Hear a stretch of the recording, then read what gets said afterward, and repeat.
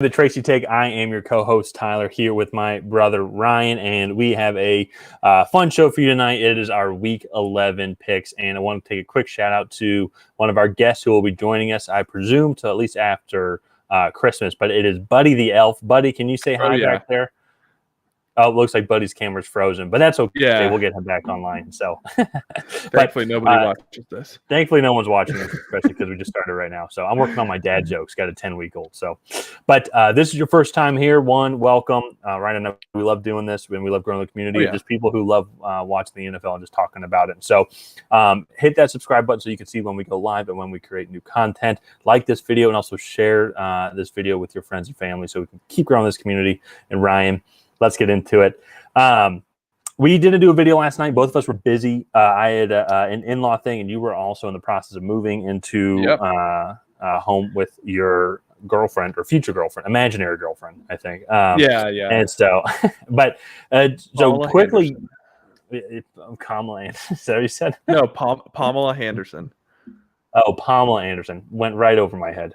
Yeah. I've been married for too long to get that. I'm focused on dad jokes. Yeah. Even though I need to get that. But that was a middle school joke. It was. Yeah. Quick review. It actually, so this was my first week with a losing record. You won last week going 500, going 7-7. Yeah. Not too many picks I'm too upset with. I like the Atlanta pick. See, Buffalo was a shock. Oh, before we even continue, what a game. Oh, yeah. Did you watch that game? Oh, yeah. Dad and I watched it, and we were watching it in the basement, and they didn't get the fourth and goal, which I was adamant that Kirk Cousins got it. I think the ball is over the line.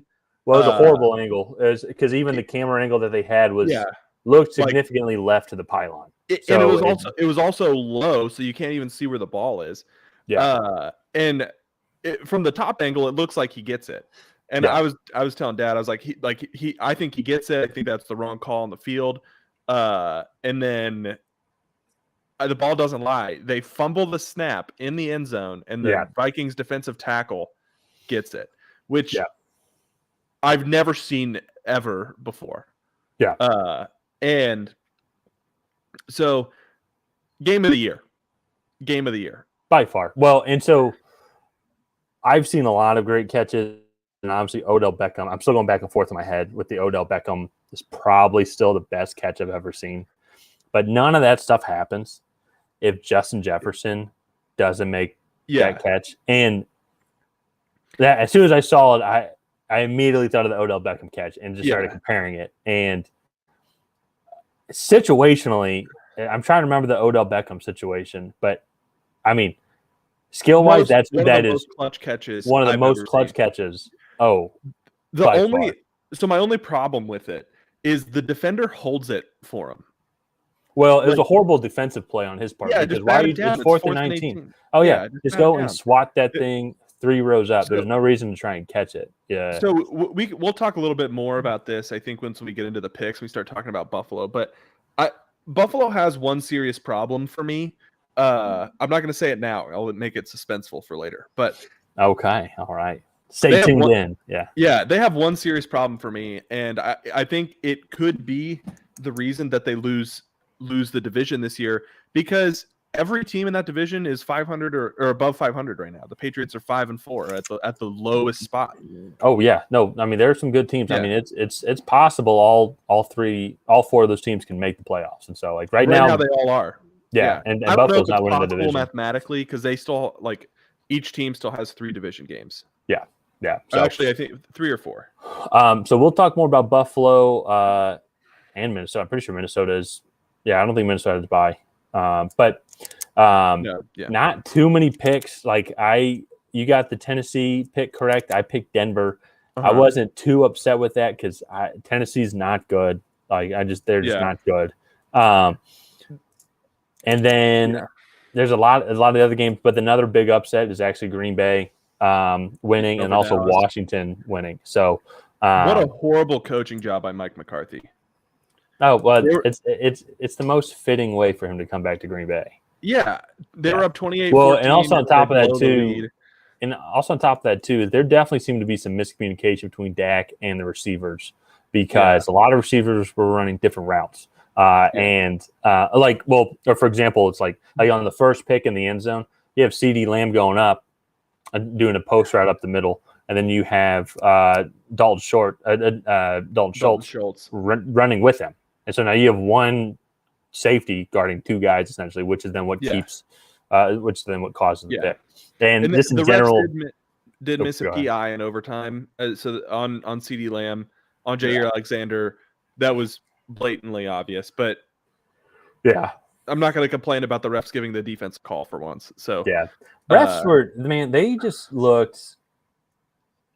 I mean, there were multiple calls in the game this past week. It's like the Washington Philly game, not the last play that happened with Taylor Heineke.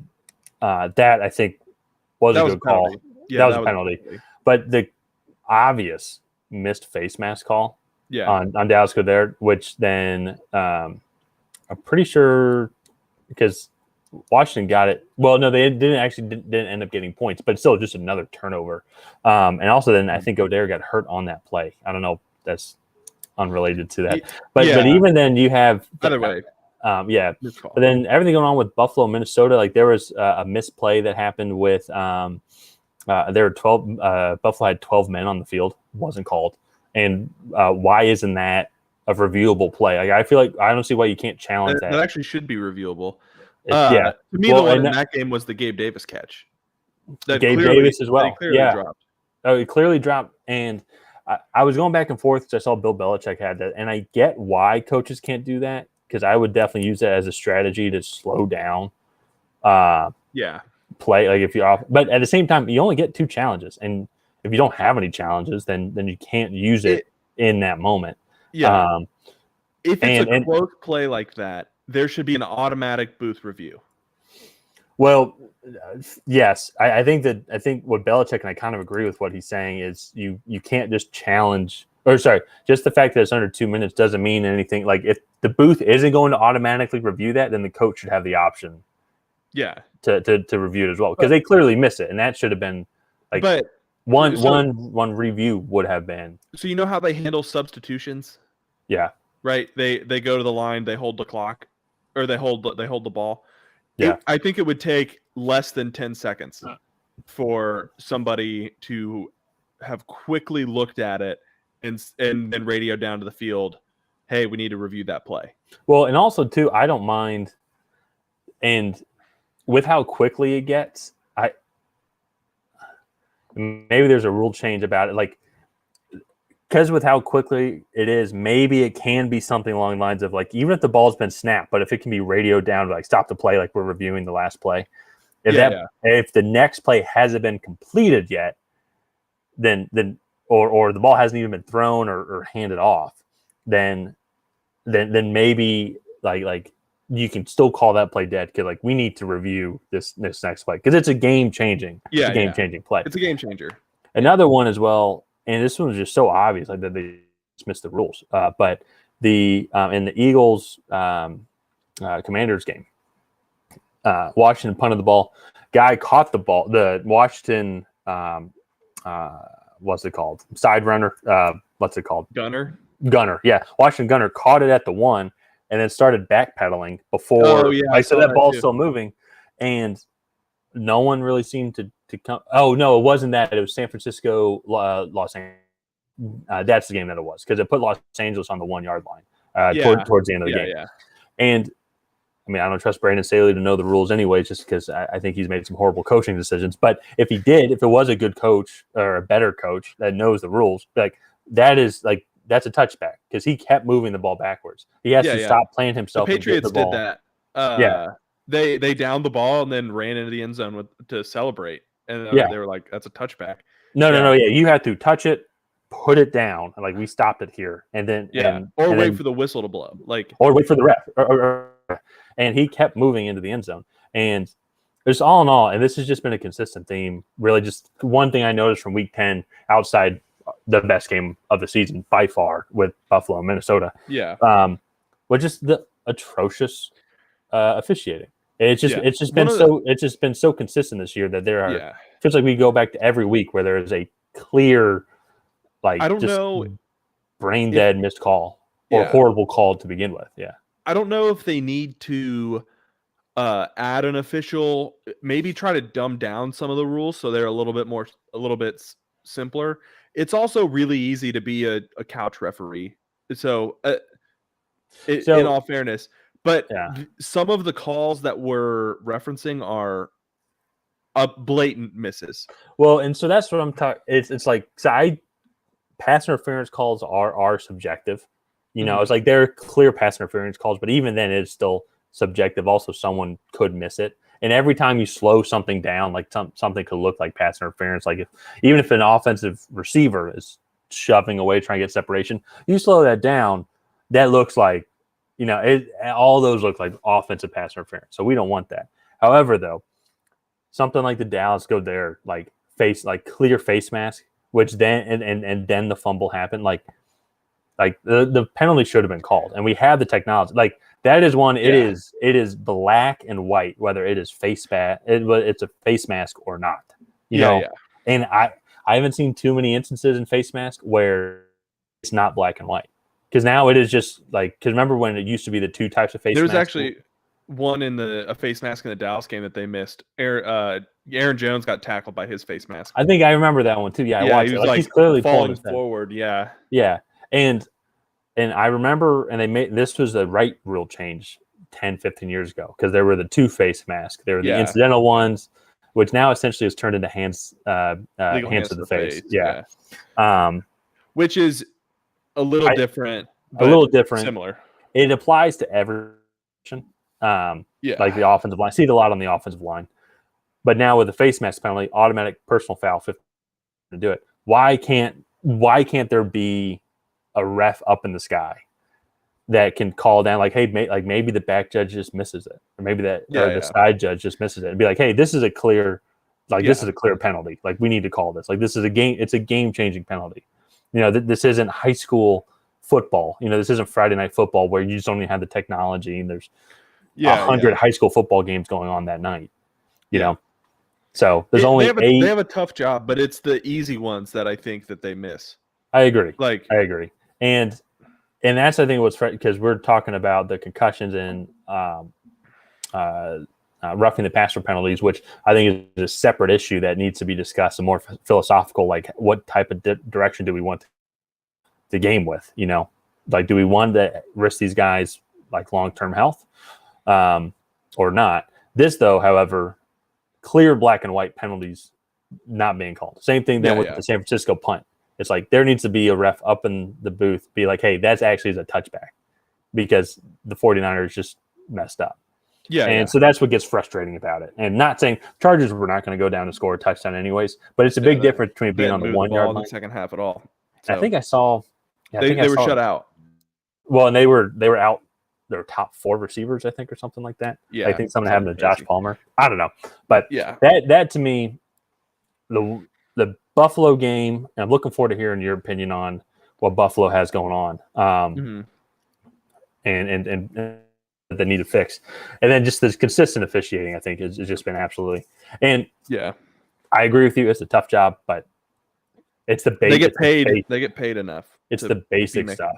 It's the basic stuff that's being missed. But that being said, let's go into our picks. Quick review.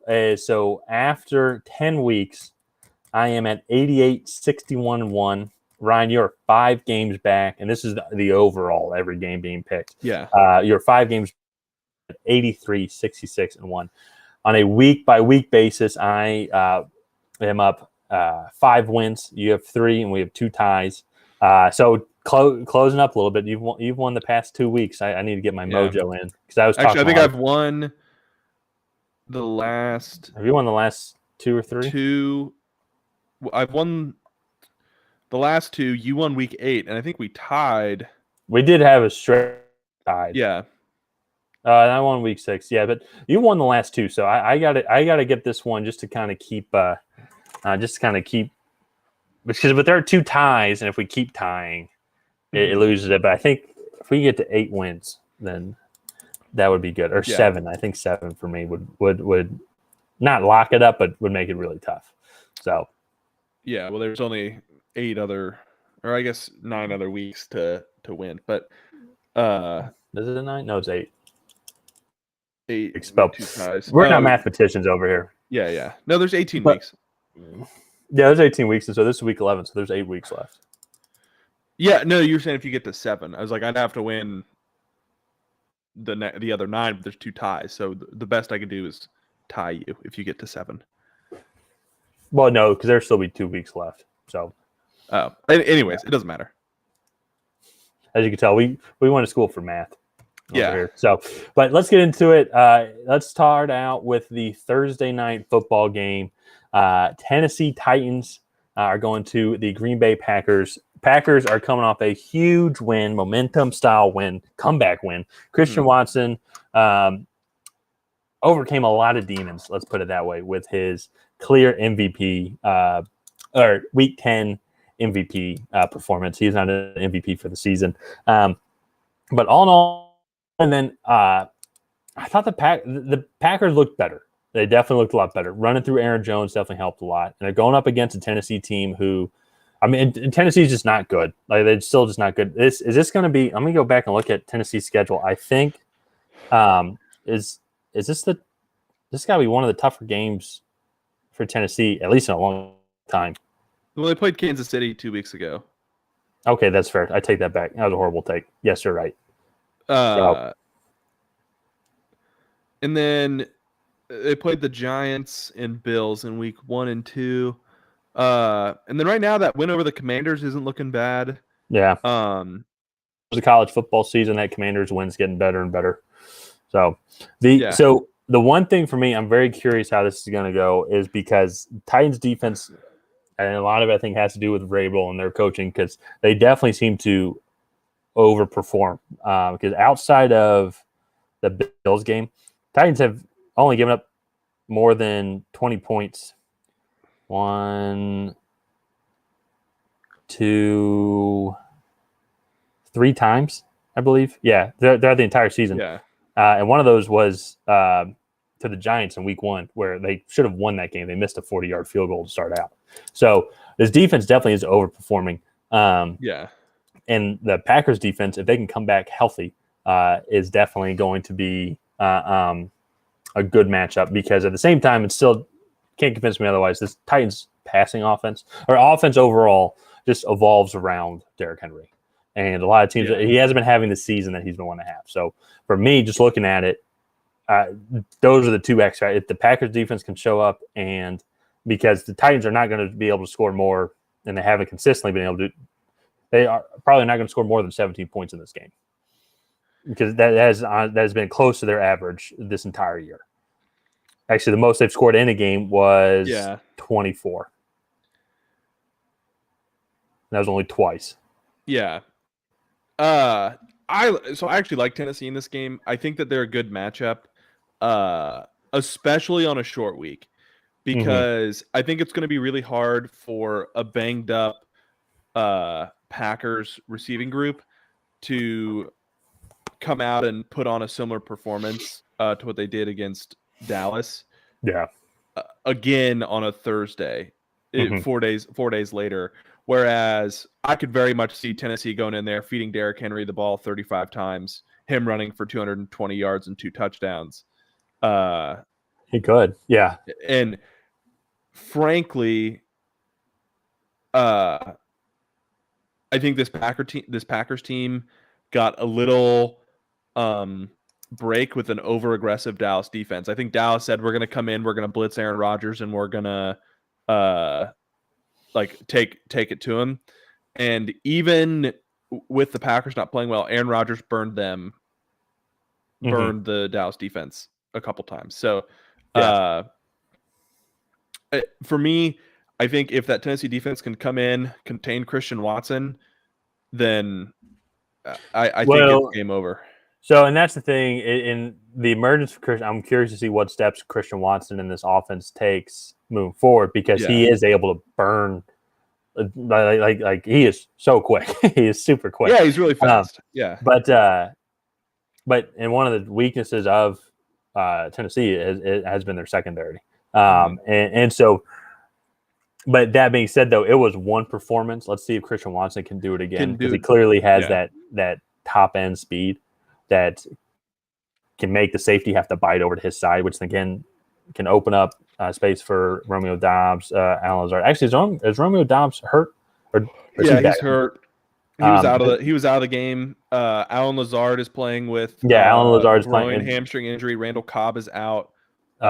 Sammy Watkins is back. That's what I'm thinking of. Yeah, Sammy Watkins is playing, but he's been minimal. Yeah, he hasn't been. He's been a veteran receiver. He's been a veteran presence. Yeah, let's put it that way. So for me, though, I still going into Lambeau on a shortened week.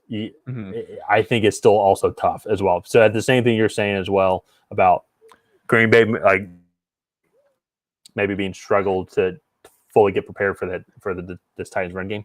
I think the same thing as well for the Titans defense as well. It's not going to be enough time, and over the especially with this last week, if they're able to run the ball effectively with Aaron Jones and AJ Dillon, and then also have a lot of good screen passes and check down passes, I think that they can pull this one out. It will be in Lambeau. I don't like using this argument, this argument, but at the same time, though, it is now do or die for Green Bay because they're 4-6, right? Oof, no, I think they're 3-6. No, they're 4-6. Oh, they are 4-6. Yeah, they're 4-6, and they're down a game on Washington. I know of. I don't think they've played San Francisco, so they definitely need some help and some assistance. I have Green Bay winning this game. I think it will be a lower scoring game. I would not be surprised if it's a 21-17 type game. Is that lower scoring? Is that lower? I guess. That's a lower scoring game. In today's NFL, that's lower scoring. Yeah. So, but moving on though now to the Sunday games. All games are in America for the rest of the year, and the North America. In North America. Yeah, North America. Yeah, we got one game a couple weeks from now. Mexico City. Yeah, San Francisco going to go up against Arizona Cardinals. I'm already picking San Francisco for that game. Spoiler alert. Whatever week that is, you just mark that down. But here we got these Chicago Bears going up against the Atlanta Falcons, and we also disagree on this one, and I'm glad we do, just because I think this is an absolute toss-up game, and I'm sticking with my Falcons here just because the Bears don't really have anyone else outside of Justin Fields, and Khalil Herbert just went on IR, so it's just going to be David Montgomery in the backfield, which is good for my fantasy team because I have David Montgomery. He's been sucking really bad lately, and I think just overall, I think the Falcons have just a little bit more talent. It will be at home. And the Bears have struggled to win games. They can put up points, but they just have been struggling to close out games. They blew a lead against the Lions. They were up 24-10. And then in a matter of about 4 minutes, the Lions went down and scored. Next play, pick six to tie it up. And then the Lions came down and scored. Yeah. And this was the Lions offense without TJ Hawkinson now. So there definitely are not as explosive, and they put up 31 points on the Bears. So, but they're still more explosive than the Falcons. Also, too, they only put up 24. 7 of those points came from the pick six. No, that's fair. Yeah, but and so the one thing is the Falcons like to run the ball a lot, and the strength of this Bears defense is that they have the third best passing defense. Their run defense is average, especially after they got rid of Robert Quinn and Roquan Smith. Yeah. So that makes this game a little more interesting because I don't think that defense is as good as their standings are because they offloaded some of their veterans and their top players. Yeah. Which in my opinion was the right move. You weren't going to re-sign Roquan Smith after this season, and Robert Quinn is like 29 or 30, and he's not exactly somebody that you're trying to rebuild with. Great talent, but he's only got a few more good years of his career left. So and it's fair. And I this is one of those games. Oh, well, sorry, go ahead. But for me, I think this game is gonna turn into who can make more plays, and I'm betting on Justin Fields off of the last 3 games that he's played. Yeah. He has looked phenomenal. Not necessarily throwing the ball, but when you're running for an average of like 152.5 yards a game, it doesn't really matter because just the threat of you running is going to load the box. You're going to get more one-on-one matchups outside on Chase Claypool and Darnell Mooney. And Cole Kmet had a day in Chicago. That's a new weapon, or I guess he's a third-year tight end, but that's a new threat that they've presented to the league that teams have to be aware of. And so I'm really interested to watch this game. I mean, I wouldn't say it's a new threat. I mean, we've known about Cole Kmet for a couple of years now. Yeah, but he hasn't he hasn't done much. But he also, but what he did do was against the Lions defense, which I think we all can universally agree is the worst defense. And so, not saying the Falcons defense is a brick wall, but it's better than the Lions. It's better than Lions, which isn't saying much, just in general. So, one of the things defensively for the Falcons, I need to check on the cornerback health. So I'm curious about that. I think Casey Hayward's getting close to coming back off the IR, and I think AJ Terrell should be back as well, which is going to be a huge boost. But I'll have to double check. Because one thing that's extremely, even though they traded for Chase Claypool, still just have passing wise, this offense has not been that great. Justin Fields is just absolutely elusive. That's why I still think, though, even with all the faults of the Atlanta passing offense, and Marcus Mariota has struggled over the past couple of weeks. I think they're going to be able to run the ball much more effectively than they have in the past couple of games, just because that Bears front is depleted now. I think it's going to open up opportunities for Kyle Pitts and Drake London and Olamide Zaccheaus. Yeah, who's actually been playing pretty well. I think this will be a really interesting game. I just think Chicago has more playmaking ability than the Falcons. So it's interesting you say. I mean, so is it just because of Justin Fields? Because I can't think of any. I think it's a combination of Justin Fields and how bad Marcus Mariota looked last week, which I know was an anomaly in a rainy game. But even like his decision making outside of the rain was just not very good. So and I agree. It's like that Justin Fields is obviously way better than Marcus Mariota. But if we look at it like just side by side, I mean, I would take Drake London, Kyle Pitts against Darnell Mooney, Chase Claypool, and then Cole Kmet. I mean, I think even just the addition of Drake London and Kyle Pitts. I think that's actually a very comparable group. Yeah. So I mean, I would take them, or at least they're very competitive. But they're with the Bears though, running wise, they're only going to have David Montgomery, and this to me is going to be, I think, essentially a tryout game for David Montgomery. What's a better way to say it? A game film. Game for him because Khalil Herbert's clearly the guy that they want to go to in Chicago. And I think David Montgomery's on his way out. He's getting a little bit older. So he's going to have something to prove. But even then, outside of that, though, they don't have anybody else. Well, with the Falcons, they have a running back by committee group that's led by Cordell Patterson. They got Tyler Algier and Caleb Huntley that they can all rotate in and have effective things. And so, yes, there's a clear win for the Bears and the quarterback. But I would still, overall, though, offensive weapons-wise, give the edge to the Falcons. Yeah, I mean, I think they're very comparable. But to me, the big thing is nobody, including the Dolphins and Patriots, have been able to really stop Justin Fields from running the ball this year. That's not a threat that the Falcons present. And I actually think Justin Fields is starting to make better decisions than Marcus Mariota in the pocket. And so I think that boosts the offensive potential a little more. I think they are coming in with very similar defenses. I think both better pass defenses. Well, actually, the Falcons have a pretty good run defense. Yeah, I actually would say that the Falcons' run defense is probably reverse. Yeah, I would say the Falcons' run defense is better. Yeah, their front seven is pretty good. Yeah, so I think it's a really good matchup between two potential wild card teams. Well, if the Bears can. The only way the Falcons are going to make the wild card is if the playoffs is if Tampa Bay keeps falling off, because I don't see them going past Green Bay. Don't see them going past. Well, and one thing too that we're all forgetting, the 49ers, who we're going to talk about here in a second, are currently the 7th seed. But they're going to they'll win that division. Well, Yeah, potentially. And so then you still have the Seahawks there. So which they do hold tiebreakers over. But let's move on there to the next game. And not too much really to talk about here for this next one. Cleveland Browns versus Buffalo Bills at Buffalo. Buffalo's going to win this one, or should win this one. Don't bet on Cleveland. But I'm curious to hear what you were saying about that Buffalo's got to clean up. Oh, okay. So for me, I'm saying this for two reasons. One, I really believe this. And two, I've been wrong every single time I have said this. But this is my lock of the week. Because Buffalo coming off a horrendous loss. Not a horrendous loss, but it was a game of the year. But it was a game they should have won if they could have just gotten out of their own way. And to me, that is Buffalo's big thing, is they struggle.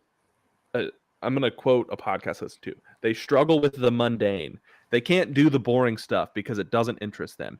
If they're not catching 50-yard touchdown passes or hitting crossers over the middle for 50-yard gains, or getting a interception on 4th and 18, if they're not doing these things, they get bored and then they make stupid mistakes like fumbling on the goal line. And Josh Allen now has shown a real tendency to try to get crazy, and instead of taking what's there, try to force it into coverage for big plays. And he now has the last 3 games. I think he has multiple interceptions in every single game. Well, also I think he has multiple interceptions in the red zone as well. I think because he had one against Green Bay, and then he had 2 costly ones in this game this past week. And actually both going to Patrick Peterson as well, which definitely the first one changed the momentum of the game because they're 3 points. And the second one closed it out. Yeah, the second one closed it out. And so another one too, guaranteed 3 points from where they're at. So they're going to keep working on it. Yeah. They had 3.5 minutes, and they had no reason to take a shot into the end zone. Well, and that's one of the things going back to what we talked about them preseason. We've been saying about them for a couple of years now and they've gotten a little bit better at it this year. But I think that's a great point that you make. But just the simple, boring plays, the 1st and 10, 3-4 yard run, and just keep the ball moving, keep the clock going. Kill time. That's just not their style of play. So I think especially now the NFL defense has kind of changed to prevent the big play. Everyone's playing a lot of cover 3 shells, a lot of cover 2, and teams are still trying to make the big play. Some of the teams that are at the top of the AFC right now, Kansas City and Miami, they both have Kansas City is a little bit different, but they both have point guards at quarterback, right? They're not these big 3-point Steph Curry shooters, right? They're just dishing it around, getting it to the right guy, making the correct decision, and taking the yards. Now, they both of those teams have playmakers that can take those and hit a home run with it, and take that 10-yard pass to the house. But it's a lot harder to do now that NFL defenses have adjusted for the big play. So I think it's something that Buffalo needs to adjust to, and I think they need to walk before they can run, so to speak. So. Yeah. No, I understand. And it's a good point with Buffalo. And so one of the things I will say, if it's looking on the bright side of it, is everyone who's making the Buffalo's rarely being beaten. They normally beat themselves. And that's those I think are good. Problems you can fix are good problems. You can fix those problems. So but they shouldn't have to worry too much about that this week. Cleveland gives up big plays like no other team in the league. Oh yeah, no, they're going to win this one here. Next up, another one should be the no undefeated teams now, and the last team to lose their first game, Philadelphia, is going to Indianapolis, led by Jeff Saturday, and the Colts. Colts have some momentum, but at the same time, I just don't see how. I just don't. One thing I will say is interesting about this is Colts defense is fairly solid. They might be able to contain this Eagles offense a little bit more, I think, than people expect. That being said, though, I just still think there's so much going on in Indianapolis right now, and Eagles are going to be wanting to bounce back. Go ahead. This game is going to be 16-12. This is going to be a very boring football game. Well, I don't know if I'm boring. I mean, like Colts Broncos Thursday Night Football boring, or no? That was actually entertaining because it was hilariously bad. So I think this is going to be a lot of 3-and-outs. Like get a first down, like 3rd and 3, try to run, get stuffed. Both of these teams, I think, are really strong in the trenches. Yeah. I'm very hard pressed to believe that Jeff Saturday is not going to turn around that offensive line at the very least. Yeah, and I think that could be scary too. Jonathan Taylor just goes off. Yeah, and they need to. They really need to. Yeah, but I think in the end, both of these teams, their strength is in the trenches. So right? I agree, and I could see this being a low-scoring game. I disagree that it'll be boring, like a lot of 3-and-outs, because I'll use the game, for example, from I think it also is right around the Colts Broncos boring Thursday Night Football game, but it was the first time the Bucs and the Saints played. And it was 3-all at halftime. And it was a lot of 3-and-outs, but it was smash mouth football. It felt like it was a lot of strategy, chess match going on. And that's totally different. I feel like I can see that happening here in this game with how dynamic this Eagles offense is. How are they going to be able to against this Colts defense, which is well above average? And then at the same time, if Jeff Saturday has figured out this offensive line, how can they go up against this great Eagles defense, which is one of the best in the league? Yeah. So I think it'll be a low-scoring game, but I think it'll be a very entertaining game. I could see it being a lot of 3-and-outs, but at the same time, I could see it being a lot of 3-4 yard runs, just chipping away and just these long drives as well. I think it'll be a short game. I think there's going to be a lot of running. I love a 2.5 hour football game. That's awesome. Yeah, that's I guess maybe boring was the wrong term, but I think there's going to be a lot of field goals kicked. I think it's going to be a relatively quick game, and it's going to be played in the trenches. Yeah, that is, I think, how this is going to go. And frankly, I think it'll be close. I think Philly will edge them out. Yeah. But and if you look at Philly too, they have slowed down a bit. They're not beating teams 24-8 or. Well, they've never really just. I mean, I'm trying to think of games. They've never really just exploded. 35-13. They beat. Pittsburgh. Yeah, I think they also play Houston too, or something like that. Then they beat Detroit 38-35. Yeah, but I mean that was a game. I mean that was that was the first. That was the first week too. Yeah, that was week 1. But with them being able to run the ball so effectively, they don't need to try and make it a shootout and keep scoring points. Yeah, they can have the ball for half a quarter and only get 3 points, and that's a win because then now the other team.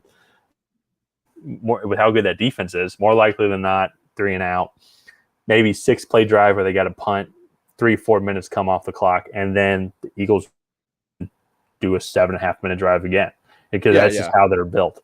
And they had some Washington played really well last night. They had some hiccups and some timely or untimely fumbles and turnovers, which was uncharacteristic of the Eagles. But I think they'll turn it around here. I do think the Colts will put up a good fight, but the Eagles will win this game. I think you have the same pick as well. Yeah, we both agree on that one. So, and then going on then to another game, and I can honestly see this being the exact same type of game, but New York Jets versus the New England Patriots. Who won the game earlier? New England did, actually. What was the score? 23-17. Okay, so I or 22-17, one of those. I have New England winning this game again. Yeah. I think that it'll be a very similar game. I think it's going to be really close. I don't think Zach Wilson is just there yet because he's going to have to make some plays that I don't think he's going to be that he's going to have to make some more plays similar to this game, but he made some plays when they were down significantly the first time that they played. Stats. Yeah. Sorry, you went out for a second. Wilson's going to be put into another opportunity where he's going to have to be the number 2 draft pick, and the reason why they drafted him. And I think it'll be just another learning curve, but I think it's going to be a really good game. I think the Patriots are just going to come out on top on this one. I think it's going to be very close. So I'm really interested to see this one because the Patriots were missing a lot of their interior on both sides of the ball the first time these teams played. So David Andrews was out with a concussion, who's the Patriots center, as well as Cole Strange ended up he was limited in practice the week after this game, but then he got benched in both games. So I'm not sure if he was what's going on there. But they were missing 2 interior linemen, and then as well Christian Barmore returns for the Patriots this week, who's their stud defensive tackle. So yeah, it's gonna be huge. I still remember I drafted him, and I was so pissed because the Falcons were picking 5 spots later, and I was like, "Gosh, please get Christian Barmore." So no, the Patriots get him. He's a monster, but oh yeah, Oklahoma, right? Alabama. Who's the Oklahoma guy? I don't remember. Doesn't matter. But this game is going to be a good one, and it's interesting too. Then now New England beat them earlier on the road, and now they have starters that weren't in that game, and you're picking the Jets. So I think the Jets are the better team. I think they got too crafty last time, and they were like, "Oh, the Patriots are going to think we're going to come out and run the ball." They only ran the ball 15 times, and for the majority of that game, it was a 1-score game. They only ran the ball 15 times against New England last time, and I think that they're going to wise up and be like, "Okay, we're going to pound this front seven and see if we can get after him." But they don't have Breece Hall in this game. They have Breece Hall for that game. Breece Hall's out. Breece Hall tore his ACL the week before the Patriots game. Oh, I thought it was the week after. No, yeah. Right, and they just traded for James Robinson, but he didn't take any snaps. So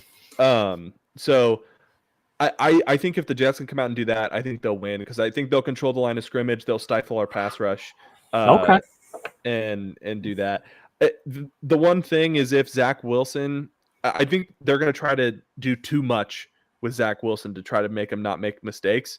And I think he's going to get too conservative. He's not going to take enough risk. And I think he's going to kind of a pendulum swing back the other way.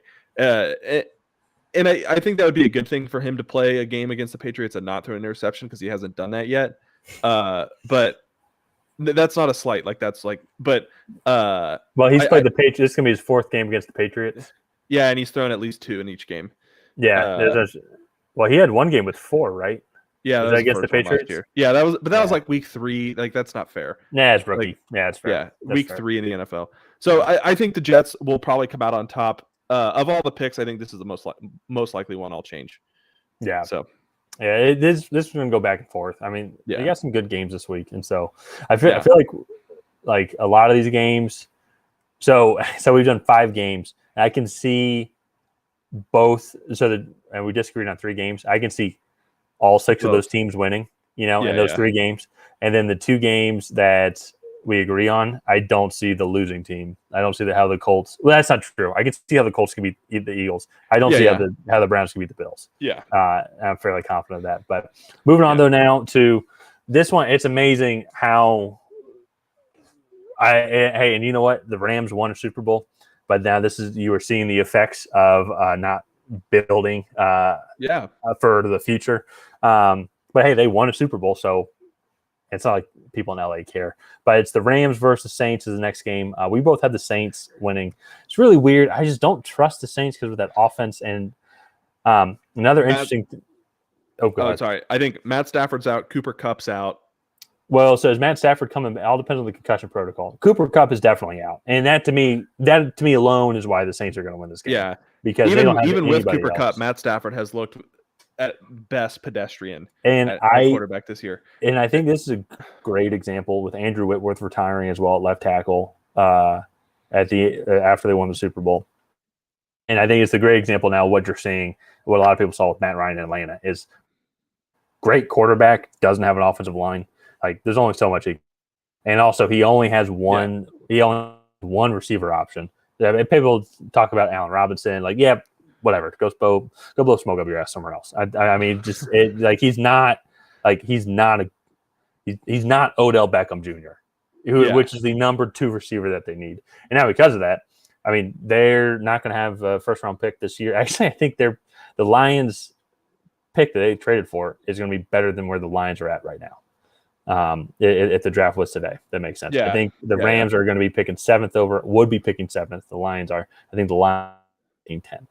So, and the Lions look better than the Rams just in general. They do actually. Better offensive line. Better offensive line, lot more weapons. Better weapons. And Jameson Williams is reportedly going to be coming back here in the next couple of weeks. Really excited to see him play. Hopefully, I'm hoping Thanksgiving Day. How great would that be? Oh, that'd be awesome. They're going up against the Bills. That would be a good welcome to the NFL. But the Saints, though, and then on the flip side, the Saints, actually very similar situation as the Rams. Don't have a first-round pick. They traded to the Seahawks. And the Seahawks they traded to the Eagles. That's what it is. Yeah. Don't have a first-round pick. And they're going to be stuck with Andy Dalton or Jameis Winston for the next couple of years. Because they have no cap space to pay anyone. They have no cap space or anything like that. So unless they want to try and bring in someone like a Sam Darnold maybe, who's probably going to get cut, or Baker Mayfield's probably going to get cut by the Panthers at the end of the year, and just keep trying to get some stopgap quarterbacks. But that being said, the New Orleans is the team that is playing at least somewhat competently overall, especially on the defensive side of the ball. Yeah. So I have the Saints winning this game. I do too. Saints have a good pass rush. Cam Jordan has been playing well, and I like this Rams team is completely fallen off. So especially if Stafford doesn't play on top of Cooper Kupp not playing. So yeah.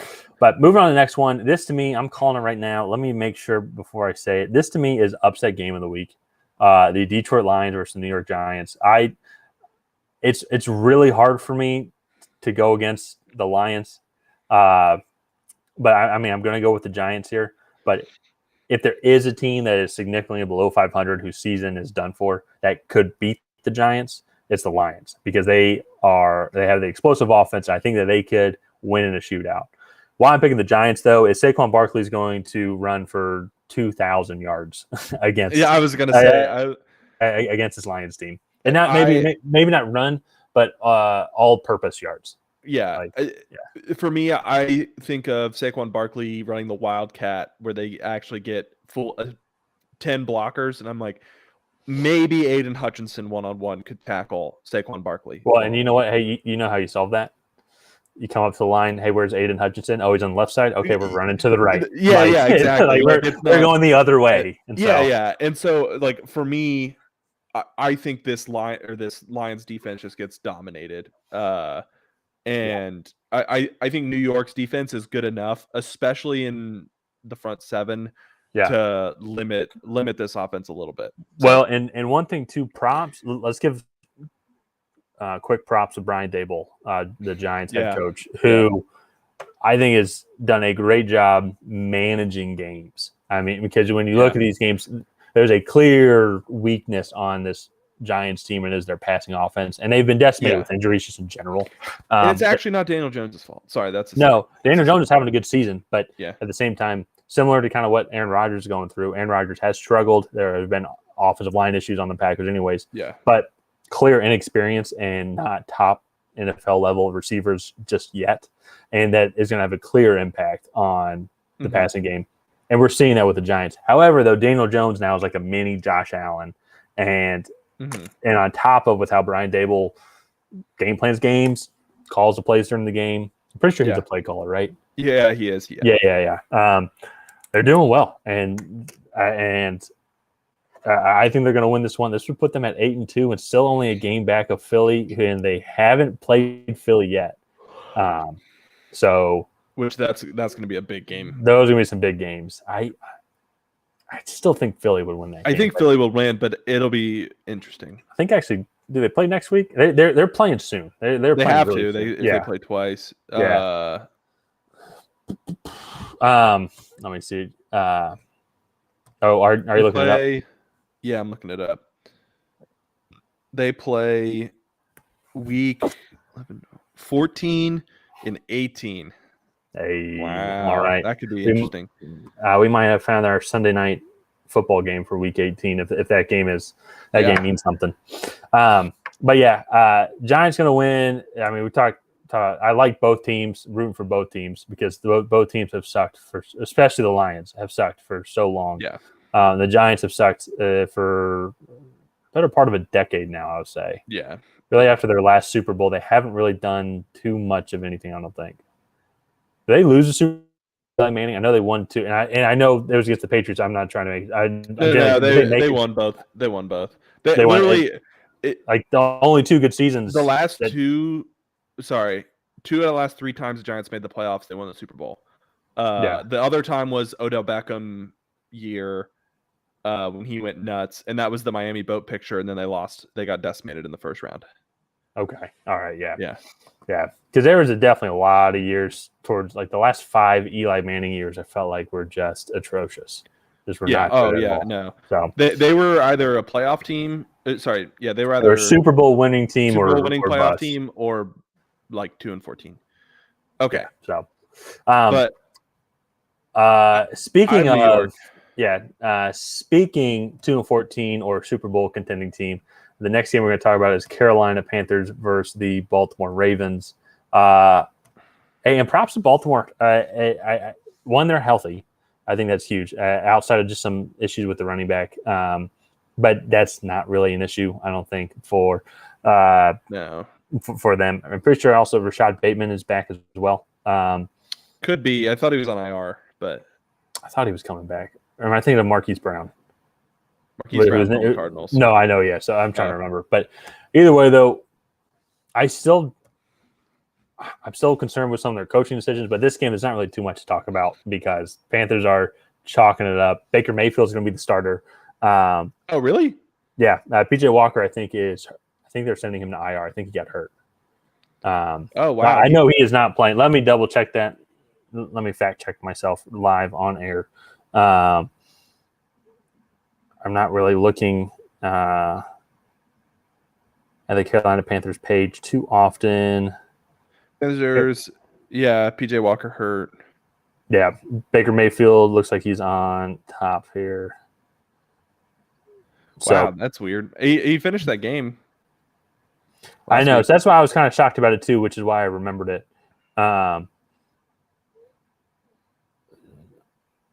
Yeah. So trivia question for you. Sorry, yes. Super random. Where did PJ Walker go to school? I knew that when you see that trivia question. Don't look it up. No, I know I'm not. It's Power 5. I think so. Okay, well, that gave me a lot more information as well. So it has to be a recent Power 5. PJ Walker. I am drawing blanks, but I will make. No, it's not. Sorry, it's not Power 5. It's not Power 5. It's in the same division as UCF. No, so the AAC. Yeah. So what makes me think that who would be Memphis is the one that's coming to my mind. It is not Memphis. Okay, I don't know. Houston? Nope. South Florida? Nope. Cincinnati? No, not Cincinnati. Nope. Starts with a T. Temple? Yep. Troy? That is Temple?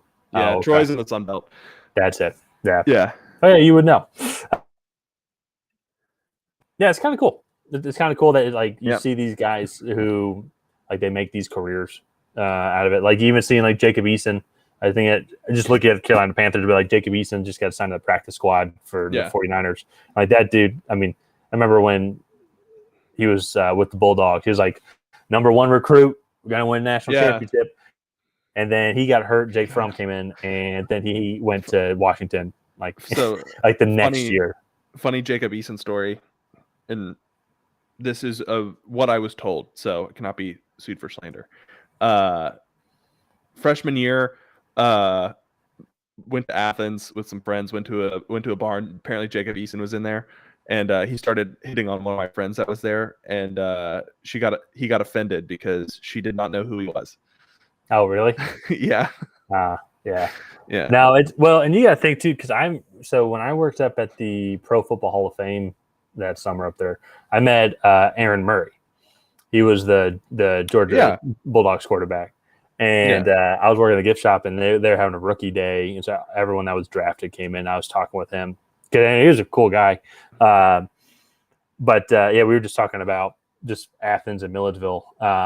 And one of the girls there would be like, and I get why Aaron Murray was a little bit more upset because we're at the Pro Football Hall of Fame and you're working for football and he just got drafted. But he's like, oh, and one of the girls just off the cuff, I don't know if she's just trying to get attention or what. Like, oh, like I didn't know you were the starting quarterback for the Georgia Bulldogs. Like, why would you say that? Yeah, you. Yeah. like just leave that information. Like just don't say anything. Yeah. But I don't know. I mean, I can't imagine being like, and we were both used to be college kids. Like, and then on top of that, you have millions of people like, and you're 20 years old. Like putting you on a pedestal and you're a god. Like it's interesting. But it doesn't mean that it should be acted that way. So I don't know. Yeah. So, but anyways, back to football. I think that one more 1:00 Eastern game, and that is the Washington football team taking on the Houston Texans. Yep. Washington is on a roll. And I blame nobody more than Taylor Heineke. I blame or give credit to. Those are synonyms. You can be blamed for a good thing. Fair, I guess, technically. But yeah, I will say, like right before this, I didn't even think about it. But yeah, Taylor Heineke's been playing well. They're getting Chase Young back.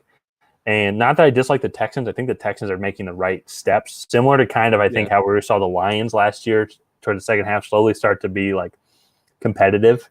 Like they're not winning games. But yeah, they just have some momentum right now. Something about Taylor Heineke, they keep benching this guy. And then when he comes in, and then it's like now all of a sudden they're playoff contenders. Yeah. So it could be a little bit of like the Ryan Fitzpatrick effect, like he's on the bench, he's the backup, and then the starter gets hurt, they come in, like they go 4-1 in the next 5, and then 1-4 in the 5 after that. Like it could be similar to that, but to me, there's an emotional shift in the team where they just play harder for Taylor Heineke. Yeah, well, and there's something about it too, because if you look at the games that he plays compared to how Carson Wentz is a pocket passer. Like he can run, but like he doesn't really want to move outside of the pocket. Mobility is limited after his injuries. But Taylor Heineke is not a better passer than Carson Wentz. Not more accurate than Carson Wentz. He is definitely shiftier than Carson Wentz, and he will keep the play alive for as long as possible until someone gets open. And he is willing to take a hit and put his body on the line for the team. Yeah. And not saying that Carson Wentz doesn't do that, but when you're a pocket passer, it's hard. Like that's game plan. That's not your style of play. Yeah.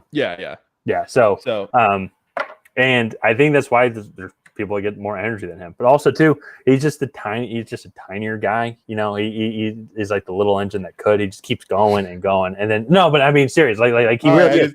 Yeah. But compared that. Yeah, he is. It's a good analogy. It just caught me off guard. That's good. So, I'm gonna keep saying it. That's his nickname now on the trade. The little engine that could. Little engine that could. But yeah, because he went to Penn State, right? I think. That's another trivia question. Yeah, Pretty sure he went to Penn State because I remember he was drafted and then. You might be thinking of Trace McSorley. He went to Old Dominion. Taylor Heineke College, Old Dominion. Oh, so even worse than Penn State. They're just kidding. Penn State's really good. So even then though, so he's coming from definitely an FCS school at the time when he was playing there. Put his name on the map. They did a funny sketch with him. There was a girl who was in his math class when he was in college, and he went back to finish out his degree. And this girl was watching. The Bucks Washington football team playoff game, and she tweeted, "Holy shit, that guy sits behind me in my math class." And it's Taylor Heineke. See, and that's what's neat. That I mean, it's like like in the era of NFL quarterbacks that are getting like hundreds of millions of dollars, and then when you have Jimmy Garoppolo, like courtside at a Warriors game, and all the cheerleaders come up and give him a high five, and like just completely ignore George Kittle. I don't know if you saw that video, but where like these quarterbacks are gods. Yeah, and then you have Taylor Heineke. To be fair, not to his team win. Wait, what? Sorry, you cut out there. Who puts everything on the line? Not saying that those guys don't, but he's the little guy, and people like that. Yeah. What I was gonna say in your cheerleader argument, Jimmy Garoppolo is a lot better looking than George Kittle. He's a very handsome man. He's a lot better looking than George Kittle. I don't know if anyone's watching this right now, but if you're denying that, then you're just denying a lot of things in your life. He's a very handsome man. So. Yeah, and George Kittle is a little rough around the edges. Oh, you there? Yeah, a little bit. Yeah, okay. But $1 million is $1 million. Sorry, I guess my internet. Yeah. I was gonna say. I was going to say $10 million is still $10 million. So I don't think it really matters how you look at that point. So it's like that Eminem song. Oops, I mean girl. All right. Go ahead. So let's reel back in here a little bit. Yeah. Las Vegas versus Denver. Back to football again. Yeah. So speaking of handsome quarterback, no. Neither of those guys are very. This one definitely drops off a little bit. And so it's like you got Jimmy Garoppolo and then Taylor Heineke on the handsome level, and then you got these two guys like somewhere in the middle. Derek Carr and Russell Wilson. For football's sakes, though, we've talked a lot longer about that than I think we would have liked. But it's okay. It's all recorded. It is all recorded, yeah. For football's sakes, though, we are. Oh, 1 second here. So I want to check this one thing out. I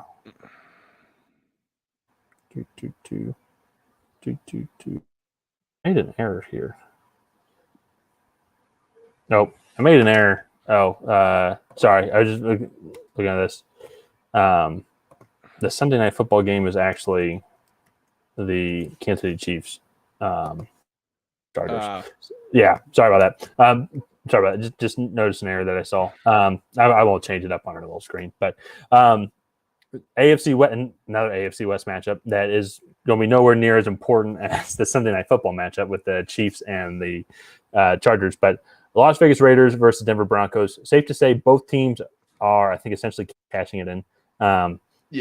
With a lot of gossip coming around, especially in the sports media around both teams. A lot around Josh McDaniels, then also a lot around Russell Wilson with the Broncos.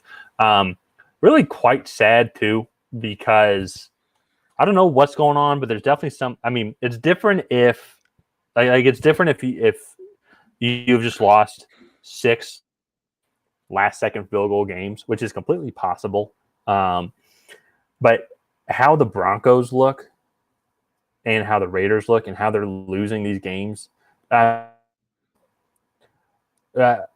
just from a performance standpoint, from a potential standpoint, very sad and like a what could have been for this season. The Raiders have a clear flaw on defense, which was going to hinder them, even if this offense is clicking, which I think it would have hindered their progression this year. They're going to have some great defensive linemen to pick in the top 5 in the draft this year. But with the Broncos, though, overall, very sad on what could have been this year. I think pretty sure they're 3-7. They were my pick to win the division at the beginning of the year. They were a lot of people's pick. I mean, like, it's not a bad pick. I mean, you just go look at it on paper, and with everything that we thought about. Defense alone spent 38 minutes on the field in the week 16 or 17 matchup against the Chiefs last year, and they almost won. Yeah. And that was with Teddy Bridgewater at quarterback. And Cortland Sutton. They would have been better with Teddy Bridgewater. I mean, it's just they would have been better with Teddy Bridgewater. You go get Baker Mayfield. I mean, they would have been way better with this team. I think Russell Wilson has had 2 total quarters of quality football this season, and we're in week 11. Yeah, I mean, and that was against the Jags, I think, in the second half, where he actually was able to consistently complete a pass. With all of that being said, I actually just changed my pick to Denver. Okay. the Raiders are 0-5 on the road. Yeah. They have not had any success on the road. I think this team, I think Josh McDaniels will get fired at the end of the year because he has completely lost his locker room. I don't think any of the guys believe in the scheme of what he's trying to do. And I think this Denver defense, especially at Mile High, will shut down this offense. Because this is a top 5 defense in the league, even when they're poorly coached. So there has only been, wow, I cannot believe I'm saying this. Show you how bad this offense is. There's only been one team to score more than 20 points on the Broncos this season. And it was the Las Vegas Raiders. Oh, really? Yeah. They gave up 19 points to the Chargers. Wow. That's even more. You talk about Josh McDaniels being fired. What about Nathaniel Hackett? Look at, Broncos. Like this Bronco, everyone knew that. But to put it in perspective, how good that this defense is. They've only given up, I think, 19 points is their next most amount of points that they've put up. Yeah, and they're 3-7. They're 3-7. 3-6. I mean, 3-6. Oh, they're going to be 3-7 after the Raiders. I'm sticking with the Raiders, even though I don't disagree with you that I think the Broncos at home might be the better pick. We'll just have to see. Yeah. But also too, I think this gives us an odd number of games. That way, then one of us is the clear winner for the week, unless there's a tie like how there was in week 1. But yeah, I very curious to kind of see what happens because this is a good point too now. With Josh McDaniels, because there's got to be something clearly going on. There is something clearly going on because when you have Derek Carr getting emotional on the stand about how hard a lot on this team and there are guys and people in the facility that don't reciprocate that. You have Devontae Adams, even then when he gets asked about Josh McDaniels saying he's just saying the same stuff over and over again, and it's clearly annoyed on this isn't working. Let's change up the narrative. Let's change up what we're saying, how we feel about this. I know Josh McDaniels pretty well, and he's never really changed what he wants to do. He makes minor adjustments, but they always have. When Josh McDaniels in New England, they've always pretty much done the same thing. Yeah, but it worked. I mean, it worked to success under up in the Patriots. But at the same time, though, from going from offensive coordinator to head coach is then you got to be able to manage people and make those in-game decisions, game management, personnel, tough decisions on who to start, who to sit. And an offensive coordinator, you can make the suggestions, but at the end of the day, isn't Belichick, wasn't he the one that was making that decision? He was helping develop offensive game plans, whereas I think he was pretty much the defensive play caller for most of the time. If not, he was much more heavily involved in the defense than the offense. So okay, but again, Josh McDaniels has a whole nother level of responsibilities that he has to deal with, as well as still try to get this offense up and functioning, which he has not really been able to do at all. And that's the thing too. When you go and get Devontae Adams, and then even if you don't make the playoffs, but it's one of those things. Even as the fans, you have like the eye test, and then even this can apply to the Broncos as well. But just the eye test of with the Lions last year with Dan Campbell, and they went 1-15 or something, or 2-4 or 2-15 or something like that, 2-14, But you're from the beginning of the year to the end of the year, we saw progress and we saw a trajectory of where the Lions could be, and now they're continued on that. Here, it's almost like both teams got worse. Yeah, well, but they did. And I think that goes to. I don't think coaching can win you games, but it can definitely lose it for you.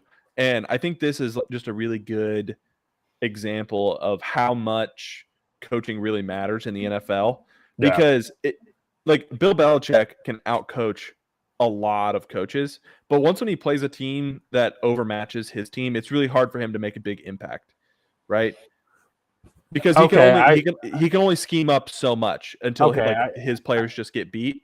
But I do see what you're saying. If you have good players, you can scheme up the wrong thing and put them in bad situations and lose that way. Yeah. Okay, I see what you're saying. Like if it's Bill Belichick versus Andy Reid, it's like both those coaches are on clear comparable levels of skill and elite when it comes to the coaching aspect of it. I actually think I do see what you're saying right now. Yeah. Bill Belichick versus Matt LaFleur in the Packers. Like Bill Belichick's a better coach, but he can only scheme up so many things until the Packers just beat them man for man. Yeah. Like if that's more of what I was saying. But like the Raiders should be beating a lot of these teams. Like the Raiders should have beat the Colts.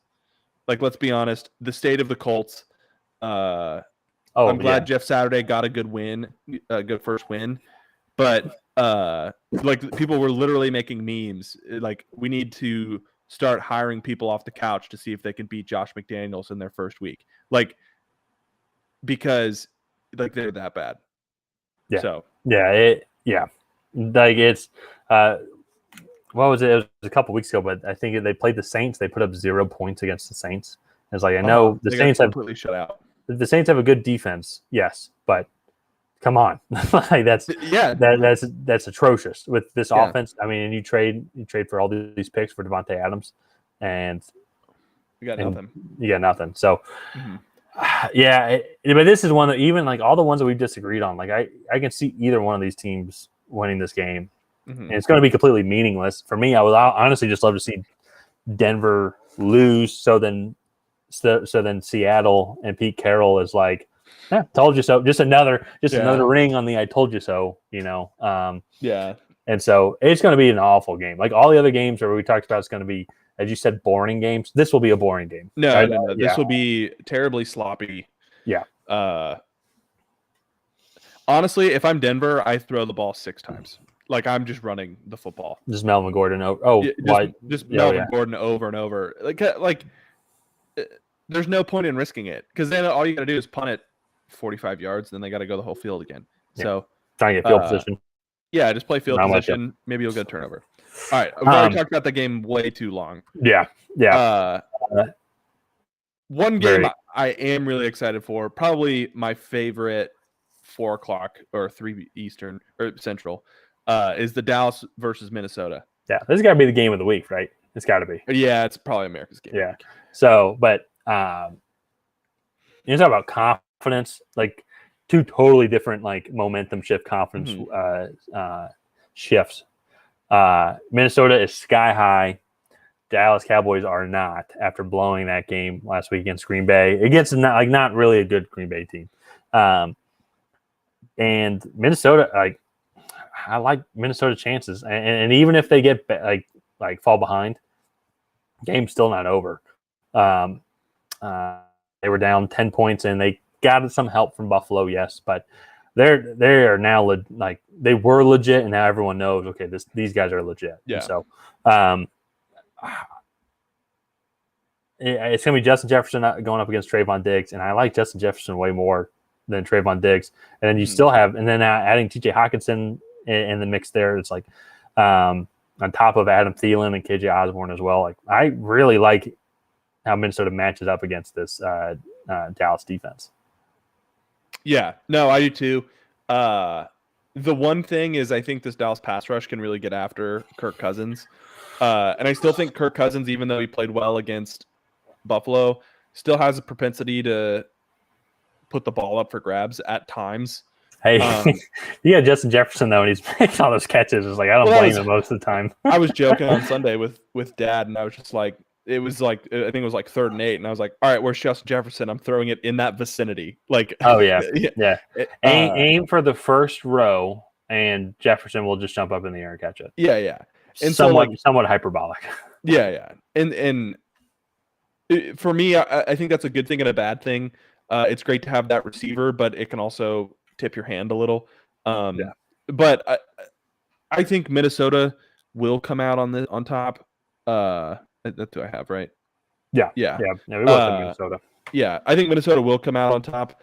I just think that they're probably the better team, and I hate Mike McCarthy. He's a horrible coach. he should be fired. I know the team only has 3 losses, but even then going back to the consistent record, but then or the consistent track record that he has with that, but then with his game management, but then even going back to the playoffs, they lost the playoffs because of his game management and everything. And also Raina Gregory had several weird defensive face mask calls as well. But yeah, just some not defensive face mask, defensive holding. Holding. Yeah. But I just like Minnesota. This Kevin O'Connell coach, I think he brings a different spark to this team, and he's smart. He's a good balance of like the new age. It's going kind of for it, but not over aggressive. Well, yeah, it's like you said when we talked about this a couple weeks ago. You had a great point of like the statistics you should do on 4th and 1 or 4th and 2. Those should be guidelines. It's all situational on the field. So. And also too is how the game's been going. If the other team's offense isn't good, and you're trying, knowing that I think our defense can stop them. And so, did I cut out there? No, you're good. Oh, okay, good. I have my resting freeze face again. I think so, yeah. But yeah, I like this team. Huge momentum, and now also too. Now they're tied with the Eagles. Of course, the Eagles have the heads up, but now it's like. It's not out of the realm of possibility that they can get home field advantage, especially with how bad their division is and how good the NFC East is. It's very possible that they can get home field.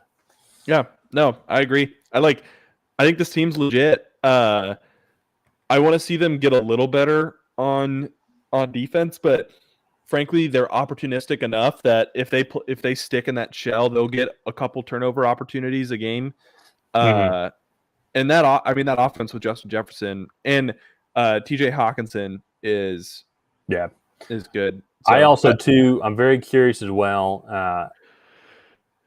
And we haven't seen too much because Cowboys' schedule so far has been relatively easy, especially with Dak Prescott back. But it seems like Dak Prescott definitely just seems to make some errors. And the offense seems to make it's not all on the offense as well, just because the receivers have to make the right breaks. But they definitely seem to make some errors. Hot take. Dak Prescott is one of the more overrated quarterbacks in the league. I don't think it's a hot take at all, personally. So, okay. I will say this might be kind of obvious by now, and I'm not even sure because I didn't really see too much Ezekiel Elliott in the Green Bay game. Is he hurt? Yeah. Oh, he is hurt? He was playing – I think he played but was limited. But Tony Pollard is now their lead back. Well, I was going to say – getting secondary carries. Well, because then it's contract year for both those guys. So Ezekiel Elliott's going to be looking for a new team. Tony Pollard is going to be a lot cheaper. Oh, yeah. And he's younger and more explosive. Well, he's younger, and he's a 3-down back, too. Zeke's not really a 3-down back. He can be. But he's not, older. He's older, not as quick. Tony Pollard, shifty. I honestly think he's more of a threat.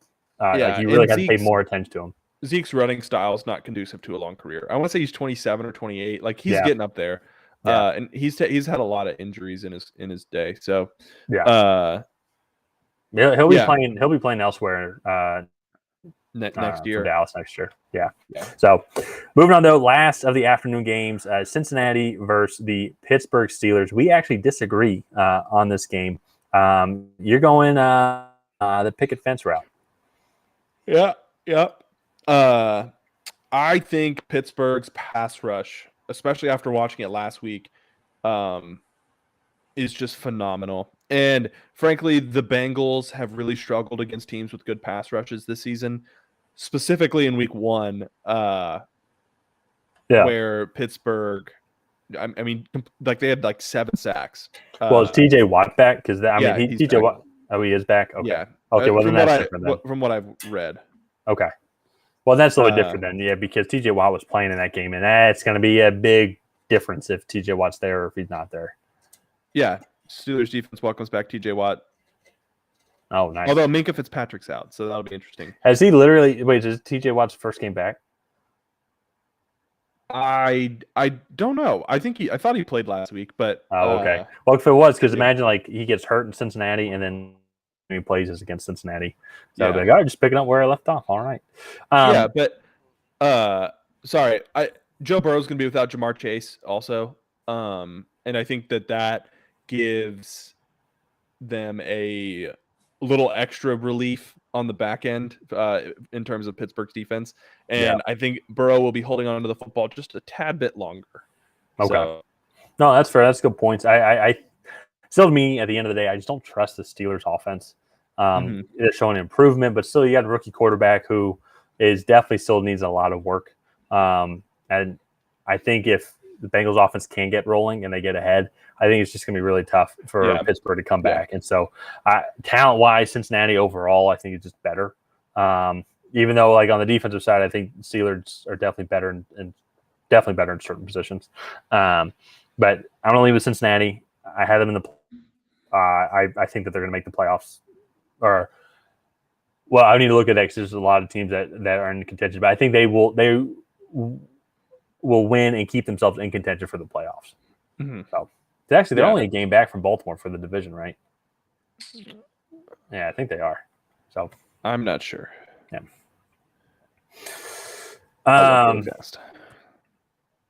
It's funny, actually. I'll say it here. Yeah, they're game back, but a game and a half because they lost in the head-to-head, but they still play again. So yeah, so they could totally change. But moving on now, though, to the Sunday night game, Kansas City versus Los Angeles Chargers. It's kind of a bummer because the Week 2 game was so good, and this game's not going to be good. The Chargers were one. It's the Kansas City home game in LA, and that's always disappointing to see.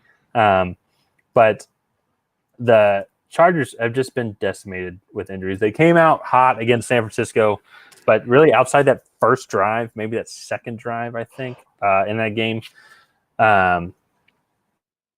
against San Francisco, they were moving the ball really well. But then outside of that, they could not do that, especially in the fourth quarter. They could not move the ball at all against San Francisco. They just kept sending the blitz. And the Kansas City's pass rush is definitely better this year. I just think overall, I think Kansas City's started to get in rhythm on the offensive side of the ball more than what they were when they met in Week 2. I think a lot of the guys have figured it out. I hope Juju Smith-Schuster is doing better. I would not be surprised if he misses this game. I think he has to, right? Well, no, I think the rule is that once you pass concussion protocol, you are good. I thought they adjusted it to where it's like concussion protocol is at least 5 days after you're like diagnosed with a concussion. Well, he got diagnosed Sunday. Yeah, but that's fair. So like it could be like if he clears Saturday night, then technically he could be available. Okay, but it just all depends. And so I don't know what the protocols are specifically. Hope he's doing well because I know they adjusted it after the Tua thing, and pretty much everybody that's had a concussion has missed a game after now. And that makes sense. I'm just saying it's still possible. So yeah. Hope he's doing well. But that being said, and we've talked about this before, is the beauty of this Kansas City offense. So Juju Smith-Schuster goes down. You still have 5 guys that are elite, might be a strong word, outside of Travis Kelce. Travis Kelce is elite. But you still have really good NFL receivers and running backs that you could throw to. They have like I know I compare everybody to New England, but like New England would always find these guys like out of the woodworks that would come in and contribute. And like they have like Justin Watson, Noah Gray at tight end, who like I've never even heard of. Yeah. I think Noah Gray actually played at SMU. And I've never even heard of this Isaiah Pacheco guy. Looks phenomenal. They drafted him the 7th round. I mean, like he's going to take Clyde Edwards-Helaire job. Clyde Edwards-Helaire, I think he's returner. He's their punt returner too. And I'm like where the hell did they find this guy? Like they have a bunch of good weapons. So I like what the Chiefs have going on. I think that they adjusted perfectly to NFL defenses. And it's like what I said a couple weeks ago is their offense now, it's very diverse. I mean, like you see 5 or 6 guys all have 5 or 6 targets, and so you don't really know who he's throwing it to. I know you made the analogy. It's like you have really bad teams that have 5 or 6 targets or 5 or 6 receivers with 5 or 6 targets. But that's besides the point. You have 5 or 6 guys who are legit receiver threats. Even going down to Christian Gray, not Christian Gray. That's the Noah Gray. Justin Watson, yeah. Who I would say are elite receivers, but are good enough though that the 4 guys above them attract so much attention that it makes them get it. Like I think Justin Watson has 3 or 4 I know he has at least 2 receiving touchdowns this year because he's quick and he can get open. Yeah. We also left out Sky Moore, their 2nd round draft pick. Like, they have a ton of weapons. So and it's just so hard to defend against that team. And now you look at this Chargers team who is just depleted offensively, and they cannot keep up. They were throwing to tight ends that had less than a week of practice with Justin Herbert. Oh, because they had to. They had no. They had no choice. I think on that last drive, they had 4 of their top 5 receivers were out. Yeah. And there's just no way. There's no way to win like that. No. You just, and then when your star left tackle's out, you're all depleted. Yeah. And your star center, like they were where they were 2 years ago when Justin Herbert, not Fields, was a rookie.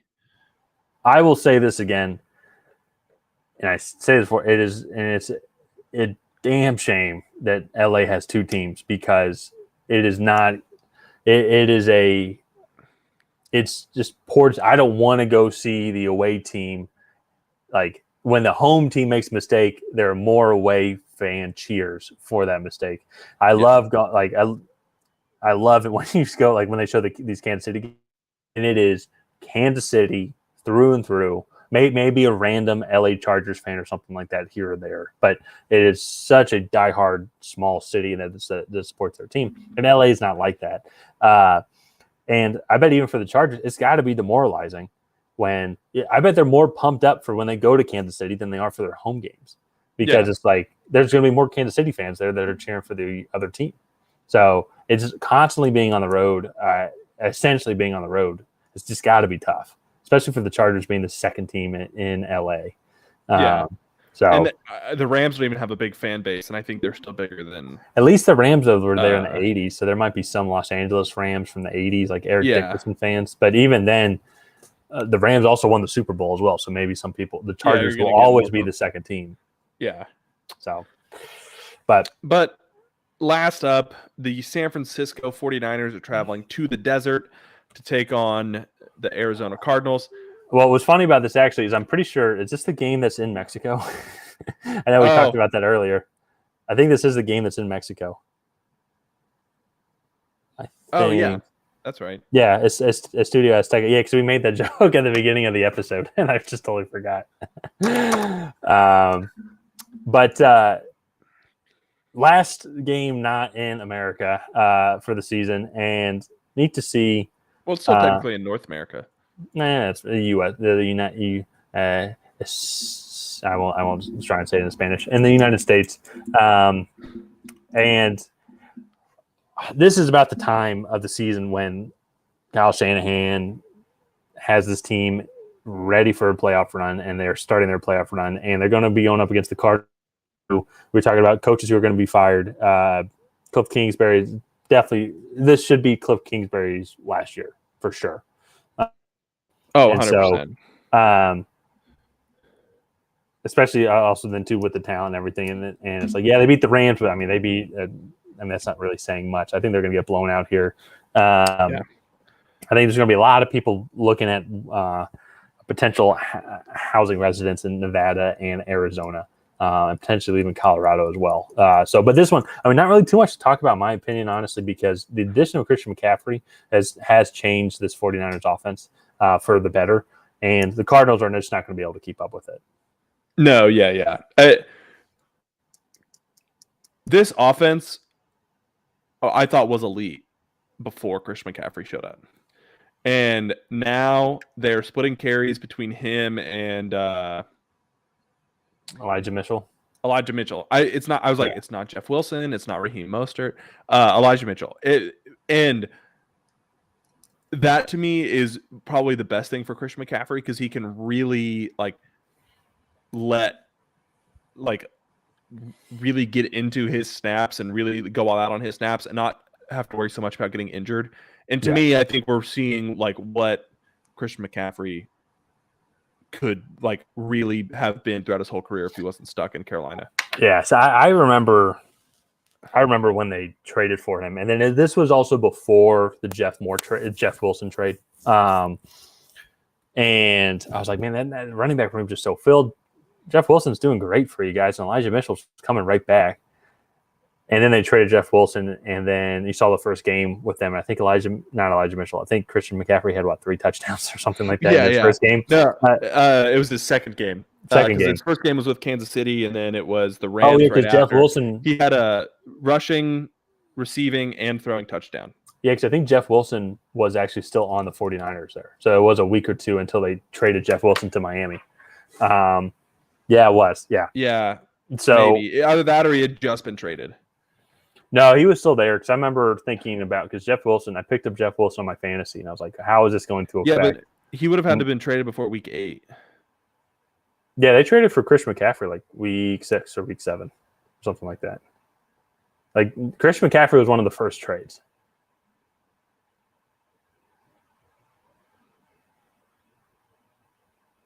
Yeah, Jeff Wilson was off the team for the Rams game when he had 3 touchdowns. No, he was off the team then. But then who did the 49ers play before that? The Chiefs. The Chiefs. Yeah, Jeff Wilson was still on that team. Yeah, he was. Yeah. Yeah. Sorry, I thought you were saying he was there for the Rams game. I was like, no, he wasn't. No. Yeah, because that was McCaffrey's kind of breakout game. That's what you were talking about. So, but yeah, no, I think he's going to go off. Cardinals are in rebuild mode, or should get into a rebuild mode. A lot of things need to be fixed, starting with the head coach. That's pretty much going to be it. So it's going to be week 11. We have how many games we're missing? We disagree on 1, 2, 3, 5, I think. Oh, 5. Oh, wow. Okay. I think that's the most. I'm going to have to recheck some of my picks on Sunday. Yeah. But we'll see. Yeah. I will say, just looking at it now, this is the first time I can get over 100 picks. So I would have to go 12-2. I mean, I think it's doable. Like, that's not hard. I mean, technically 14-0 is doable. I mean, it's can you? Yeah. I mean, I think next week's more realistic. Next week will definitely be more realistic. But I would love to have a 12-2 season or 12-2 week. That would be great. Yeah, I have an 11-2 week. You do have 11-2 week, so that was really good. That one's really good. It's funny looking back at the end of each week. It's so easy to have the hindsight bias. It's duh. Like I should have picked that team, of course.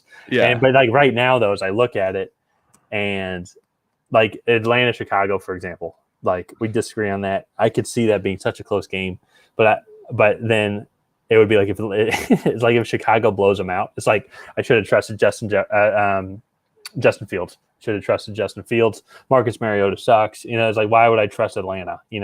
And it'd be such a hindsight thing. But in the moment, though, it's like, I'm just going to stick with my gut. I think it's going to be a close game, da-da-da-da-da. But then that all changes Sunday night. So Yeah. But yeah, do we have any comments before we no, we don't. check out? Heck yeah. No. 7 views, though, so that's not bad. Hey, but I think that's going to do it for this episode of the Tracy Take. If you guys have not already, please go ahead and like and subscribe. Hit that bell notification so we can ping you guys every time we go live. And other than that, we will see you guys